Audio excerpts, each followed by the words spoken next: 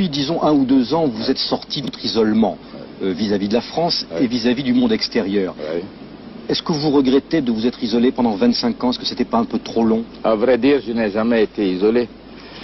Je dis la vérité n'est jamais isolée. Jamais. Et vous dites la vérité? Je ne dirai que la vérité.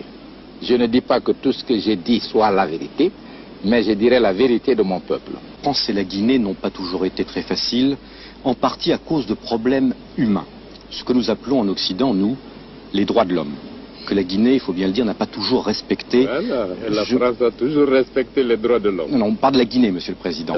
Qu'en est-il aujourd'hui? Nous avons toujours respecté les droits du peuple et les droits de l'homme. Et je crois que la démocratie, le système démocratique guinéen est en avance sur la plupart des systèmes démocratiques en Europe. Je vous parle en connaissance de cause. Monsieur le Président, c'est vrai qu'il y a eu ici, en Guinée, dans votre pays, une certaine libéralisation depuis 2 ans, mais les rapports d'Amnesty International que vous connaissez continuent d'affirmer qu'il y a plusieurs milliers de prisonniers politiques dans les prisons. Oui, les prisons qui sont dans l'esprit de ces hommes-là. Il y a des témoignages, Monsieur le Président. Témoignages de qui? Des gens torturés, des syndicalistes, des ouvriers. Des syndicalistes, lequel? Vous contestez en bloc? Ouvriers qui? Je parle en connaissance de cause.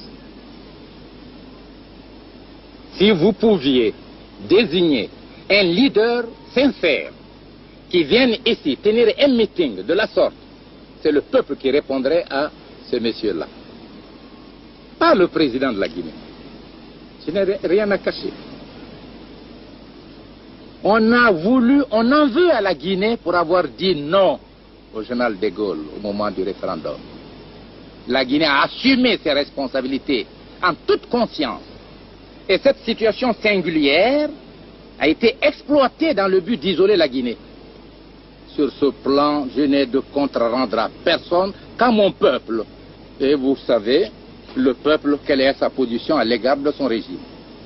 Monsieur le Président, pour donner peut-être plus de poids à ce que vous venez de dire, permettez-vous à une organisation internationale comme la Croix-Rouge de venir ici, chez vous, constater? La Croix-Rouge peut venir à tout moment. D'abord, nous ne sommes pas membres, mais je l'accepte. Pour faire le démenti aux menteurs qui en France écrivent ou parlent, pas seulement la Croix-Rouge, tout homme qui n'aime même pas la Guinée, mais pourvu qu'il puisse vous dire la vérité, est autorisé à venir en Guinée, circuler dans tout le pays. S'il veut visiter les prisons, qu'il les visite. La Croix-Rouge internationale. N'importe quelle organisation, de votre préférence. Monsieur le Président, autre problème épineux, vous attendez bien sûr, celui des Français qui ont disparu en Guinée. Comptez-vous, lors de ce voyage officiel, donner des assurances aux familles qui attendent en France, en tout cas c'est ce qu'elles disent, la vérité sur cette affaire? Je ne connais aucun Français qui ait perdu la vie en Guinée. Je connais des ministres, des ambassadeurs guinéens qui se sont vendus aux puissances étrangères. Qui avaient la double nationalité. Mais s'ils sont la double nationalité, c'est leur affaire. Pour moi, ce ne sont pas des Français, ce sont des Guinéens. Ils ont épousé des citoyennes françaises. Ils ont eu ainsi la double nationalité par rapport à votre législation. Mais pour moi, ce sont des Guinéens. Monsieur le Président, si je vous comprends bien sur cette affaire, c'est 8 Français ou double nationalité guinéens à double nationalité. Ils sont français pour vous. Dites les 8 Guinéens sont condamnés par le peuple guinéen. Ils ont été exécutés. Alors vous croyez que la logique c'est pour la France? La logique n'existe pas pour l'Afrique.